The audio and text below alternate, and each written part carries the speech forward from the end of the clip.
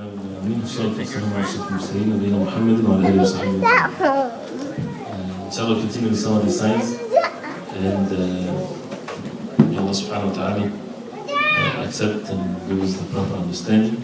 And again, this is not in a particular order, but just to be reminded of these things, and we should not interpret things of how things are happening today, so that we don't end up doing things that is wrong. We have to ask the people of knowledge for everything that we do.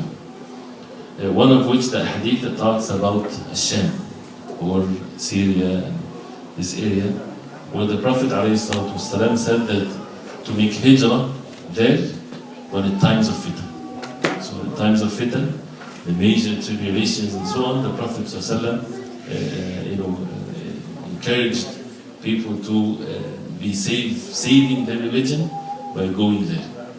Does that mean at all times that now and then people just empty the land and all of them go to the Jannah? Nobody, of course, understood these hadith like this, right? And sometimes during life or whatever, you find the fitna in these places, right? So it doesn't mean that a person, these hadith should be understood accordingly, inshallah. The Prophet ﷺ said in this hadith reported by Al-Hakim and others, he said, إِنِّي رَأَيْتُ عَمُودَ الْكِتَابِ انْتُزِعَ مِنْ تَحْتِ وِسَادَتِي. Prophet ﷺ saw a dream that something that was taken from underneath his pillow, عليه الصلاة والسلام, فَنَظَرْتُ فَإِذَا هُوَ نُورٌ سَاطِعٌ عُمِدَ بِهِ إِلَى الشَّامِ. And it's a very bright light that was taken to Ash-Sham. And then he said, عليه الصلاة والسلام, أَلَا إِنَّ الْإِيمَانِ إِذَا وَقَعَتِ الْفِتَنْ بِالشَّامِ. Indeed, the Iman, faith, if fitan comes, is in Ash-Sham. Also, there's a hadith which shows that a very, very interesting hadith where the Prophet ﷺ said in this hadith by Abu Dawood and others, إِذَا فَسَدَ أَهْلُ الشَّامِ فَلَا خَيْرَ فِيكُمْ. If the people of Ash-Sham are corrupted, right, they are not upright, there is no goodness in you, meaning the Muslim, the Ummah, right? Because this is where the Iman would be. So as a sign of the Ummah is back again, is if you see the people of Sham strong in matters of the deen. إِذَا فَسَدَ أَهْلُ الشَّامِ فَلَا خَيْرَ فِيكُمْ. If the people of Sham are corrupted, then there's no goodness in you. And you said the Sham is Palestine, Jordan, Lebanon, Syria. And he said, لا تزال طائفة من أمتي منصورين لا يضرهم من خذلهم حتى تقوم الساعة. There will be always a group of my ummah, mansurin, always victorious, superior with matters of the deen. They will never be harmed by those who put them down or be against them till the hour comes, right? So it shows that yes, there is no goodness in the ummah, but there will still continue to be a group of the ummah that will be always on the truth, because the truth is still there, and it's only a period of time, and then the ummah will gain again its superiority, and so on. And also, فَلَا خَيْرَ فِيكُمْ, although the khayr in this ummah is till the day of judgment, as the Prophet ﷺ said. So it's not to look down at the whole ummah like this, right? But in the sense, there is, the general good is not there, as the Prophet ﷺ said.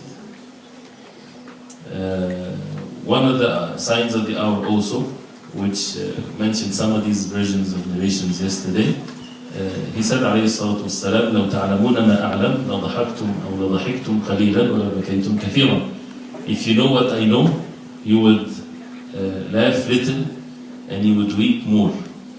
يظهر النفاق. النفاق will prevail, will be so much in abundance, hypocrisy. وترفع الأمانة, and the amana, the trust will be lifted. People would not deal with each other with matters of trust and honesty. وتقبض الرحمة, and the mercy will be also taken away. ويتهم الأمين, and the أمين, the trustworthy, will be accused.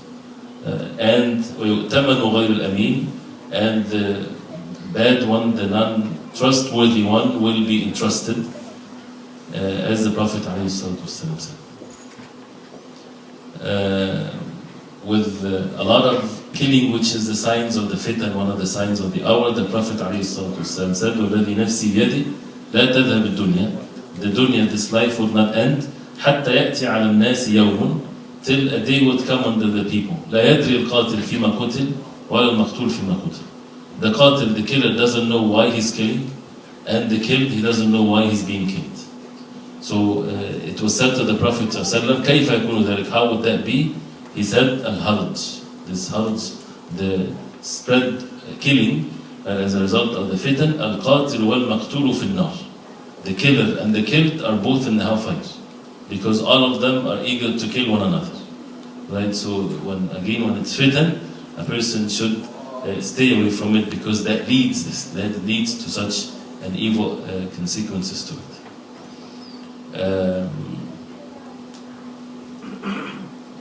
The Prophet ﷺ said also in some of these ahadith,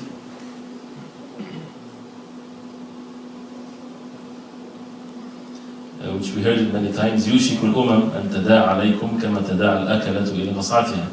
Very soon the nations will come against you and surround you from all places, like the beast when it comes into eating its prey or the animal that it hunted. They all gather from all places to tear a part of it. So someone said, وَمِنْ قِلَّةٍ نَحْنِ يَوْمَئِذٍ, is it because we're few in number, O Messenger of Allah, outnumbered? He said, بَلْ أَنْتُمْ يَوْمَئِذٍ كَثِيرٌ, but you will be on that day كثير, a lot of you.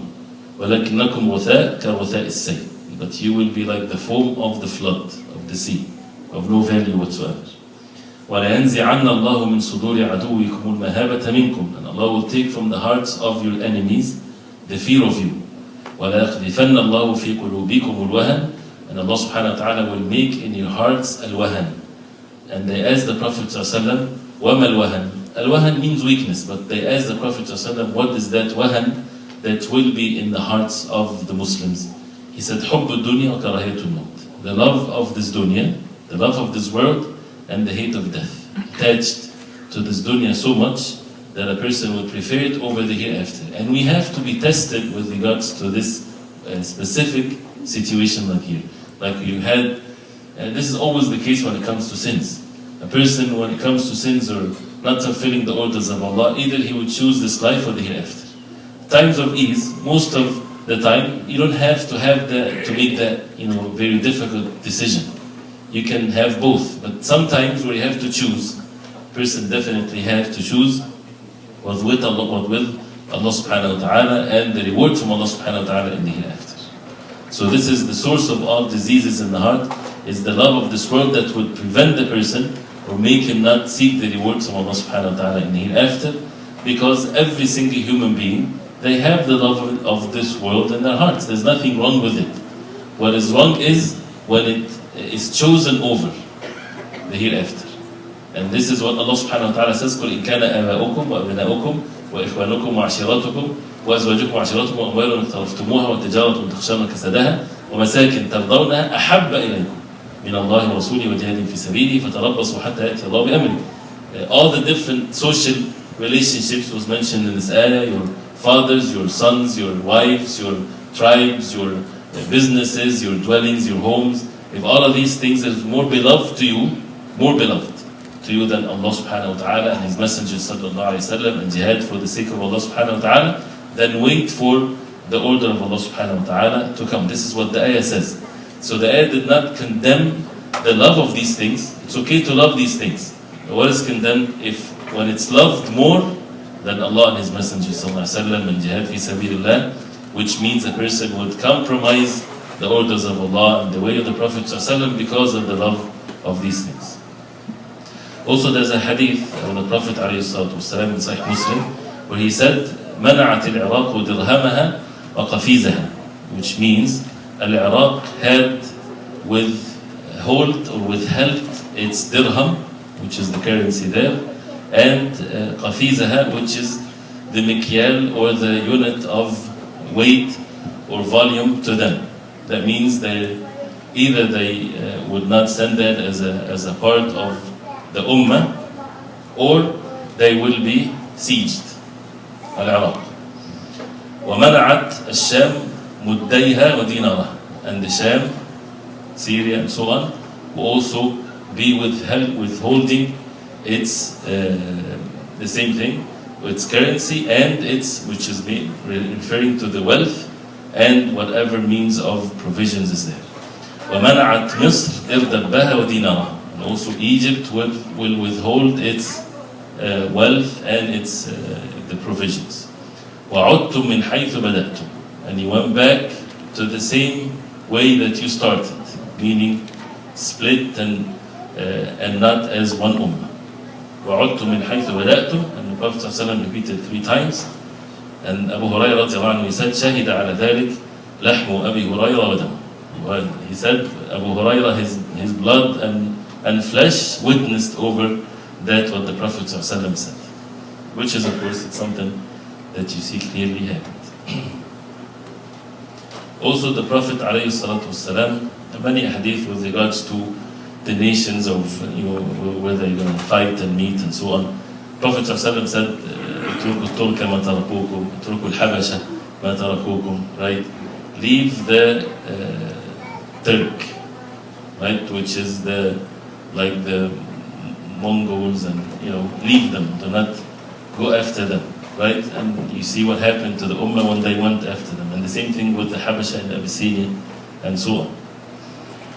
One of the hadith about the signs of the hour, يخرج من عدن أبين, which is a city in Yemen, 12,000 ينصرون الله ورسوله هو خير من بيني وبينهم, which means that would come from Aden in Yemen, 12,000, they would give victory to Allah and His Messenger sallallahu alaihi wasallam. They are the best from between me and you, right? That means they are so virtuous people and they are good people. Again, with this hadith, can we start interpreting it and saying, oh, it's this or that? No, we just keep it the way it is. It will happen no matter what we do. So there's no need for us to think or to praise one another or anything like that, just to keep it as it is, because it's going to happen as the Prophet ﷺ said. There's an interesting hadith where many of the ulama, they say it's about the Prophet ﷺ talking about cars, right? And again, this is not going overboard or anything. As we said, we should not interpret the hadith of the Prophet ﷺ and twist the words in a way that would fit our desires. As we said with the Dajjal, he is a human being from the son of Adam. He's not television, he's not systems, he's not phenomena, he's a human being, right? As the Prophet ﷺ described him.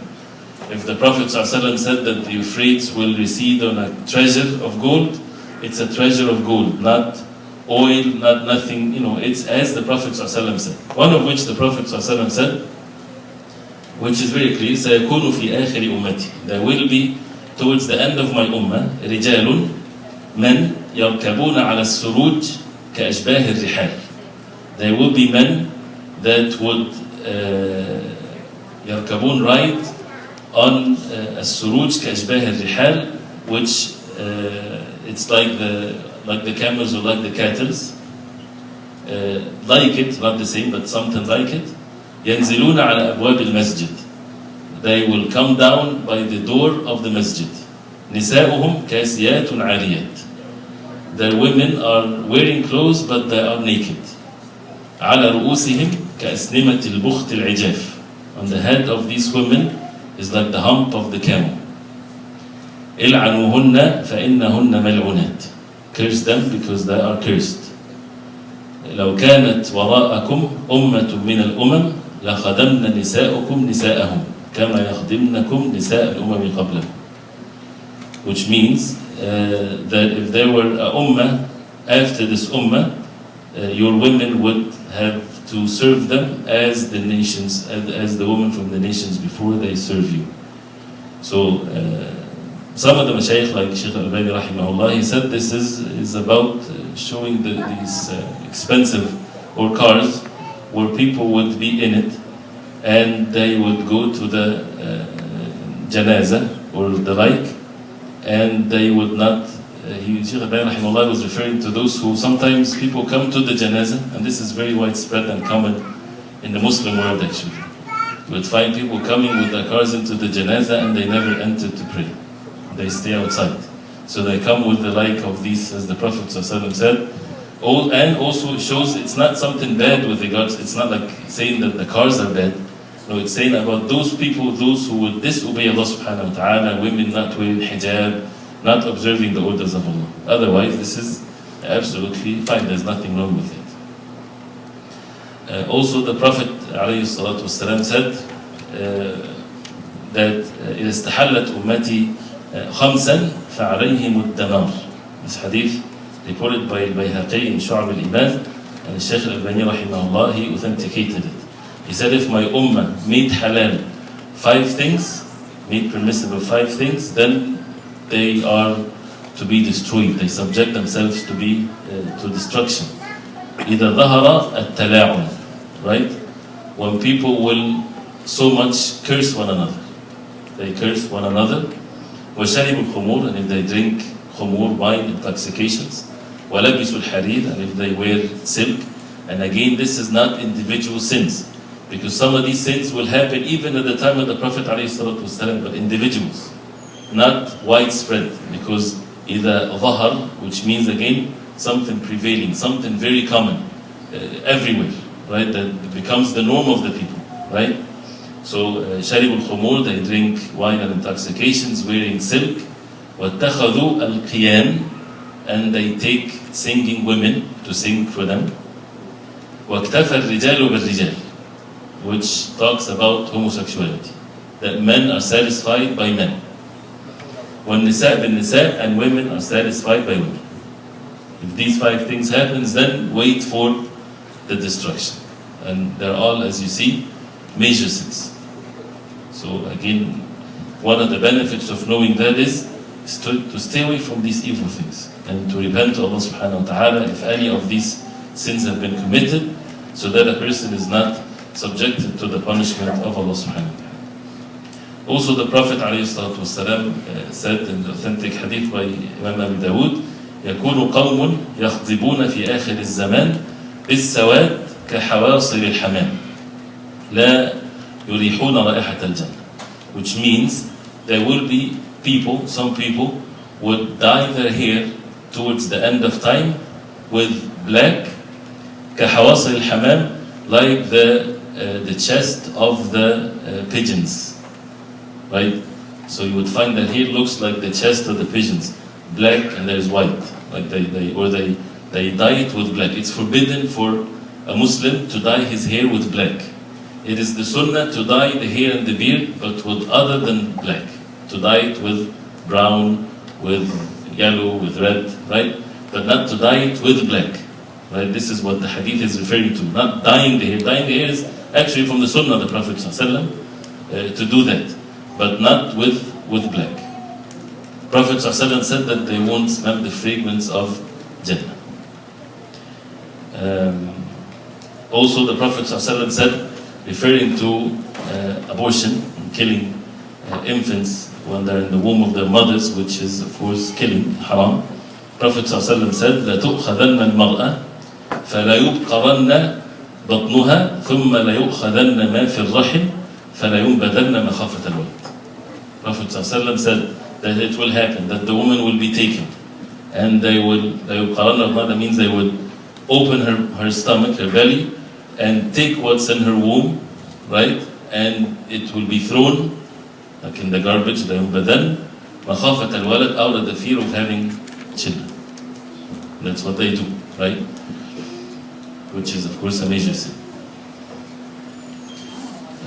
Also in the hadith reported by Imam Ibn Majah rahimahullah, the Prophet ﷺ said, سَيَلِي أُمُورَكُمْ بَعْدِ رِجَالٌ يُطْفِئُونَ السُّنَّةِ وَيَعْمَلُونَ بِالْبِدْعَةِ. That after me, some of the people would lead you, right? سَيَلِي أُمُورَكُمْ, they would lead you. Some men would يُطْفِئُون, meaning distinguish the sunnah, and يَعْمَلُونَ بِالْبِدْعَةِ, and they would act with the bid'ah, with innovating the matters of the deen, not according to the sunnah of the Prophet ﷺ. وَيُؤَخِّرُونَ الصَّلَاةَ عَنْ مَوَاقِتِهَا, and they would delay the salah from its time. So Abdullah ibn Mas'ud radiallahu anhu, he said to the Prophet ﷺ, O Messenger of Allah, if I witnessed them, if I was living at that time, what should I do? He said, the Prophet ﷺ told him, تَسْأَلُنِي يَبْنَ أُمِّ عَبْدِ كَيْفَ تَفْعَلْ. You're asking me what you do, O Ibn Abd, which is talking to Abdullah ibn Mas'ud, you're asking me what to do. لا طاعة لمن عصى الله. No obedience to the one that disobeys Allah subhanahu wa ta'ala. So you do not obey them. if they order you to disobey Allah subhanahu wa ta'ala.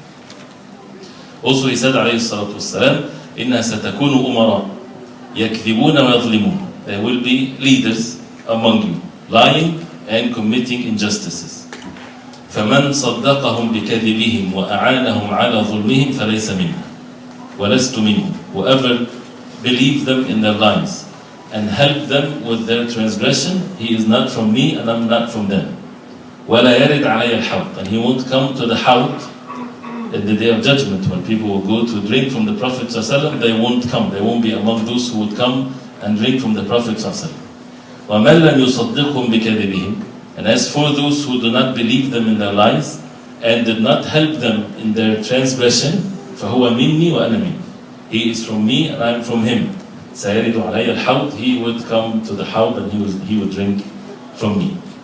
Right? So again, there is no obedience for someone to order you to disobey Allah subhanahu wa ta'ala. Also Hudayfa radiallahu anhu, he said, يَكُونُ عَلَيْكُمْ أُمَرَاء يُعَذِّبُونَكُمْ وَيُعَذِّبُهُمُ اللَّهُ. There will come to you leaders, those who would torture you, and Allah subhanahu wa ta'ala will torture them. And this is hadith actually of the Prophet ﷺ, that it's Allah subhanahu wa ta'ala made it in such a way that he يُعَذِّبْ مَنْ عَذَّبَ النَّاسِ, that whoever torture people, Allah will torture him in the day of judgment. Also Hudayfa radiallahu anhu, he said in this authentic narration by Hakim and others, he said, لا تزالوا بخير ما لم يكن عليكم أمراء لا يرون لكم حقا إلا إذا شاءوا. Right? That you will continue to be in good state as long as you don't have leaders that they don't see any right for you unless if they choose to. Right? So your right is what your leaders choose for you. Like you don't have a right as a human, right? You only given your right if they choose to give you a right, right? As a favor from them, which is definitely injustice, of course. Also the Hudayfa radiallahu anhu, he said, and this is also an authentic narration, Hudayfa radiallahu anhu said, كيف إذا ضيع الله أمركم. He was talking to the tabi'een.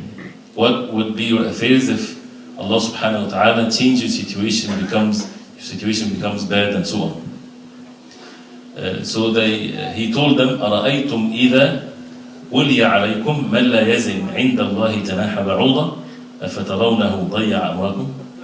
He said, what do you think if Allah subhanahu, if those who become in charge of you, they don't wait to Allah subhanahu wa ta'ala the wing of a mosquito? That means they are not righteous people whatsoever and they are evil people and so on. Do you think then your affairs have been ruined? Meaning the answer is yes.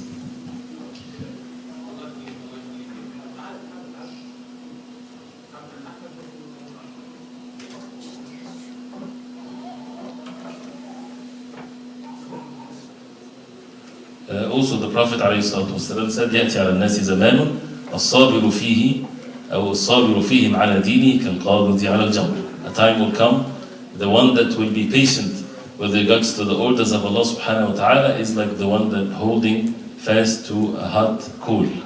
That means it becomes difficult for the person to be steadfast on the truth. And what is that is telling? Is saying that you have to be patient with the deen of Allah, even if the situation is in such a way. You have to be patient and seek rewards from Allah subhanahu wa ta'ala.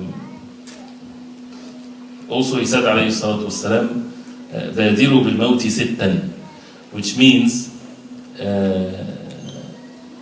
6 things will happen that if it happens, your means of being steadfast on the deen becomes difficult, or it's times of fitan and so on.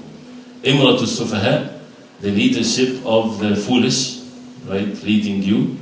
Kathrat al-shurat, a lot of, an abundance of policemen, those who, as we said before, they commit injustices or they hit people and so on. وَبَيْعَ الْحُكْمِ, to sell the rulings. What does that mean? It means that be so much bribery. People would deal with bribery, which is something that also widespread. وَاسْتِخْفَافًا بِالدَّمِ, and to people to belittle blood. Killing is a simple thing. It's not a big deal for someone to be killed. وَقَطِيعَةُ الرَّحِمِ, and severing the relationship with the kin and kith. وَنَشْأً يَتَّخِذُونَ الْقُرْآنَ مَزَامِيرِ. And young people, they would take the Quran as mazamir means sound. They take it as a beautiful sound. يقدمون الرجل يغنيهم وإن كان أقل منهم فقها. They would make the man lead them, singing to them, just because of the beautiful voice, even if he is less knowledge than them, or less knowledge, but they would still make him lead because of the sound. It's not because of the pondering over what the Quran is being said.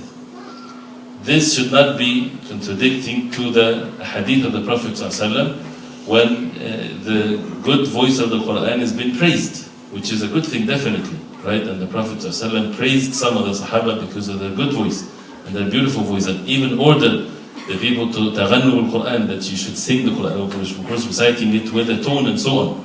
And there is nothing better than a prophet would recite the Quran in a tone, as he said, alayhi salatu wasalam. But what is condemned here is when people would, their concern is the voice, right? Nothing to do with what is being recited. So for example, the ayat is about the hellfire, the punishment, and the person, wow, this is beautiful. It's supposed to bring fear in the heart, right? Not, oh, it sounds very beautiful. So it encourages definitely to learn the Quran, and also to be warned not to praise, because the Prophet ﷺ said it in such a context, that the most concern is about the voice. And the person is so much praised because he has a beautiful voice. But where is his actions? How is he applying the Quran and so on? So as you see these things that the Prophet ﷺ mentioned, is amazing that how it's happening also. Also there's another hadith which is a great warning to all of us. And this is one of the things that we get to learn with the signs of the hour. The Prophet ﷺ said in this hadith, reported by Tabarani, and it's an authentic hadith, سيكون في آخر الزمان قوم, there will be towards the end of this world people يجلسون في المساجد حلقا حلقا. They sit in the masajid in circles, which is till now is a good thing. إمامهم الدنيا, their imam is the dunya. The one that is leading them is the dunya. That means they're sitting in the masajid circles, but it's all about the dunya, right? The imam of them, the one that is leading them, is the dunya. فَلَا تُجَالِسُوهُمْ, do not sit with them. فَإِنَّهُ لَيْسَ لِلَّهِ فِيهِمْ حَاجَةٌ, because Allah subhanahu wa ta'ala does not have any need for them. They are of no value whatsoever. Although they're sitting in the masajid, but what they're talking about nothing but the dunya and the dunya. Is it haram to talk about the dunya in the masjid? No. There's nothing wrong with talking about matters of this life in the masjid. But this is the exception. This is not the norm, right? When it becomes that people would sit in the masjid, the masjid has been built for what? For establishing the salah, and making the dhikr, and reciting Quran. And also the Prophet ﷺ used to run the affair of the ummah from the masjid. Everything, even wrestling that used to be in the masjid, right? The Prophet ﷺ wrestled in the masjid. But when the masjid becomes a gym, right, that's a different situation. When the masjid becomes every time people get together, they talk about the wealth and the business and the money and the world and this and that, and less of that of what is the masjid is for. This is what is meant by the hadith, and Allah subhanahu wa ta'ala knows best. Also, the Prophet ﷺ said in the hadith in Sahih Muslim, in the muqaddimah, in the introduction of it, this hadith is not in Sahih Muslim. This hadith that I'm about to say is different one. This hadith is authentic hadith, but Al-Bukhari narrated this hadith not in his Sahih, but in Tarikh al-Bukhari. Because we have to be careful sometimes, which is a very bad thing, that sometimes in some books, you would find a person narrating a hadith and saying, reported by Bukhari. So you're reading the hadith, you think, oh, this is in Sahih Bukhari, authentic hadith. No, reported by Bukhari might be in other books than the Sahih. So Bukhari has other books, and these other books, he did not compile in it only the Sahih. He might put in it weak hadith, like the Kitab al-Tarikh, a history book. So, but this hadith is authentic, where the Prophet ﷺ said, and some said this is the statement of Abdullah ibn Mas'ud, and some said that it's hadith, but it's authentic to be said from the Prophet ﷺ. He said, إِنَّكُمُ الْيَوْمِ فِي زَمَانٍ كَثِيرٌ عُلَمَاء, that he's talking to the Sahaba radiallahu anhu, that you are in a time now where there is a lot of ulama, a lot of scholars, people knowledge of matters of the deen. قَدْ قليل خطباء. Few are خطباء. They are eloquent speech people that can give khutbah with an eloquent speech and get people affected so much, right? And then he said, من ترك عشر ما يعرف فقد هوى. Whoever leaves 1/10 of what he knows, he would follow his desire, or he had deviated. ويأتي من بعد زمان كثير خطباء قليل علماء. A time later would come, the khutaba are abundant, so many people that can give motivating speeches, right? But قليل علماء, less and few in number the ulama, the people of knowledge. من استمسك بعشر ما يعرف فقد نجا. Whoever hold fast to 1/10 of what he know, he had been saved. Again, the hadith, whether it's the statement of the Sahabi or the Prophet ﷺ, there's differences of opinions here. But also there's a statement from Abdullah ibn Mas'ud radiallahu anhu, he said the same thing, right? And he added to this that the outside samt or appearance is such an important one at that time. Not that this is their thing, right? We follow the Prophet ﷺ in all of our affairs with deeds done by the heart, with our speech, with our actions, and so on.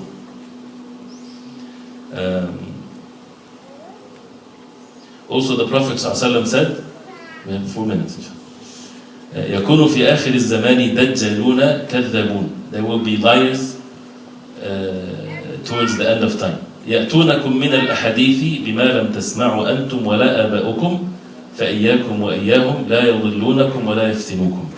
They would come up with a hadith and with things that they fabricate, right? That he's talking to the Sahaba radiallahu anhum, that you didn't hear it before, neither you or your parents, your forefathers. Beware of them, that they don't deviate you and don't become a source of fitna for you. Fabricating a hadith about the Prophet ﷺ. So we have to be careful before we say the Prophet ﷺ said, before we send emails of the Prophet ﷺ said this and said that, we have to make sure that it's authentic, right? And alhamdulillah, Allah subhanahu wa ta'ala had saved the sunnah of the Prophet ﷺ the same way the Quran is saved, but in a different way. The sunnah is also saved. Why? How? By saving the authentic, the sahih, and saving the fabricated also. So you can imagine ulama working hard to collect the fabricated hadith that people would say. Collected that, compiled that, so that people will come later on and they won't even fabricate, because even the fabricated is there, so people would follow what is authentic.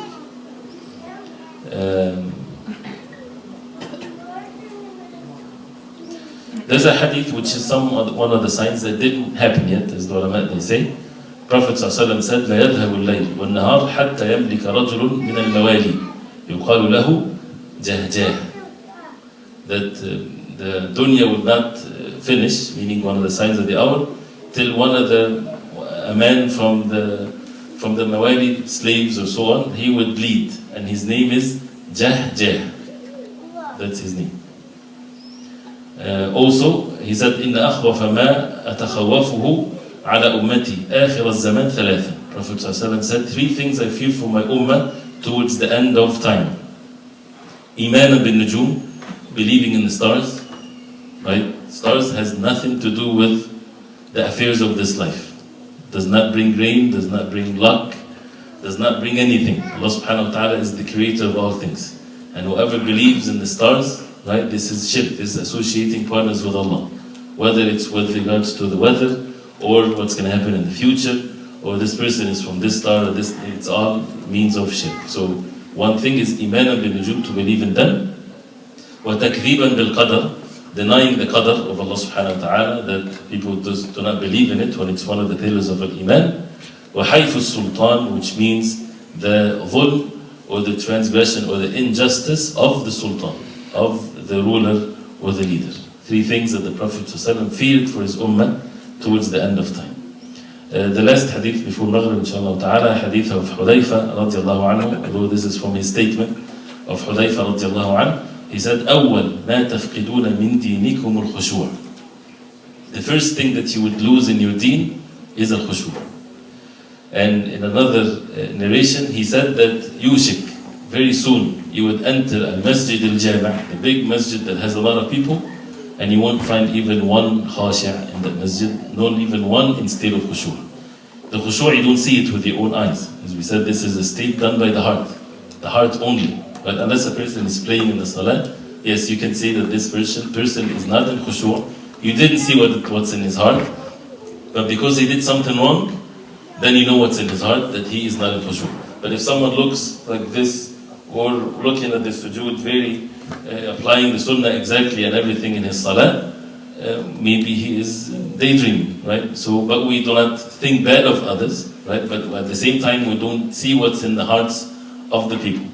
And the khushu' and nifaq, where we were forbade from having it, is the hypocrisy khushu', that a person may make himself looks like he's in khushu', right? So he makes like this, very like that, right? Where people can see him that he is about to die. This is hypocrisy. And when Umar saw someone like this, he told him, get yourself straight, right? This is not khushu' is in your heart. It's not what you make in your looks. But if a person is overpowered, right, like by weeping and so on, the Prophet ﷺ wept in the salah, and Umar he will be heard from the last rows, right? And the Sahaba, this was normal to them. But when they're alone, you can do whatever you want. When a person is with people, if he's overpowered by this, there's nothing, of course, wrong. This has happened, but not to, again, to be not sincere in these types of things. So he said the first thing that you would lose in your religion is al-khushu', the humbleness or the concentration and the focus on the salah. وَآخِرُ مَا تَفْقِدُونَ مِنْ دِينِكُمُ الصَّلَاةِ. And the last thing that you would lose, there's nothing after that to lose, is as-salah. A person lose the salah, there's nothing left in the deen. And another narration to him, which is part of the same narration, إِنَّ أَوَّلَ مَا تَفْقِدُونَ مِنْ دِينِكُمُ الْأَمَانَةِ. He said that amana is the first thing that you would lose. One of the first things, so you can say that people would lose is the amana, is the trust. وَآخِرْ مَا يَبْقَى مِنْ دِينِكُمُ الصَّلَاةِ. And the last thing that will be from your deen is as-salah. وَلَا يُصَلِّيَنَّ قَوْمٌ لَا دِينَ لَهُمْ. And he said that some people would make salah, there's no deen for them. They're just making the salah as a means of showing off. But it's not for anyone to judge or to say that. It's something to be warned so that we don't be like these people. The salah has to affect our life, and even if a person doesn't see his salah is affecting his life. This is one of the ways of shaitan. Shaitan might come to a person, you say that you're a sinner, you're committing sins. And you're making salah, quit your salah, you're just a hypocrite, right? This is definitely the ways of shaitan. He should quit the sin, right? Not quit the salah. So the sinner should continue to make the salah, right? And never leave the salah under any condition, otherwise there's no religion left. And he should work on his sin. Not that he would take him step by step. Don't go to the masjid, these people are making salah, they are righteous and pious people, right? And you're just evil person. So don't go to the masjid because you're just an evil person. There's always of shaitan. The masajid of the Muslimin should be packed with all Muslims. The thieves and those who take bribery and the evil ones and the righteous, because this is the minimum requirement for a Muslim, right? And then the masjid and the salah will be the mean of cure. Person will change himself, and that's why we have to be careful. When someone comes to the masjid and you can see him maybe in the market or in the whatever, in the streets or whatever, he's doing something bad, don't help the shaitan on him. Don't go tell him, why would you come to the masjid when you're just this person and that person? That means you tell him, don't come to the masjid. So instead, you should praise him so much. May Allah subhanahu wa ta'ala reward you and give you steadfastness, right? And then make a plan for him that you give him a da'wah and so on. But not to make him, and this is actually, people do that all the time, especially if they're affected by it. His enemy comes to the masjid, right? The one that stole money from him. Of course, if you didn't see him since then, you want your money back, that's a different situation. But someone that backbited you, come to the masjid, right? And you say, do you think that your salah is accepted? Do you think that this is, you should just stay at your home because you're an evil person? Tell him you're an evil person, but tell him still come to the masjid. Of course, you should not say that, a person should be kind and so on. But the point is not to link this with the salah. Definitely the salah, if it's not changing our life, there's a deficiency in our salah. But should we then leave the salah? No, we should work on our salah and improve our salah, but never leave it under any condition. And this might be the reason for many, especially also those who are young and sometimes they, at a certain age, you would find them drifting away and so on. As long as they're making their salah, this is something that has to be established and they have to be reminded of this, because this can be the mean for them to come back. Because if a person is leaving the salah, there's a chance that he never come back. So as long as the person making the salah This can be the meaning of this. And I would say this, I took too much of the time now. I remember a person that I know personally, which is, again, don't misunderstand me when I say this, but this person, he was from, came to study from overseas, and he would, he was living with another woman without being married. There's nothing worse than this, right, in relationships, right? But he would never miss a salah. And this was such a, you would never understand, how can that person do this? He would never miss the salah. And he would even sometimes come to the masjid. And he would be at home, salah time comes, he would make salah. Because he's been raised never to miss the salah, right? People, of course, how did they deal with this brother? Of course, they talked about his salah, not the evil that he's doing. How can a person do this? It's such an amazing thing. Because shaitan would believe, and this is the bad effects of sins, makes you, ruin all of your life and all of your deen. But he continued to do that after some time, it was the reason for great blessings. Actually, the woman that was with him became a Muslim, right? And her life totally changed, and so on. And Allah subhanahu wa ta'ala, also had changed his life and so on. So the point is not to commit sins. The point is never to miss the salah and never to hold fast to the salah and keep on making dua and asking Allah subhanahu wa ta'ala for steadfastness in belief.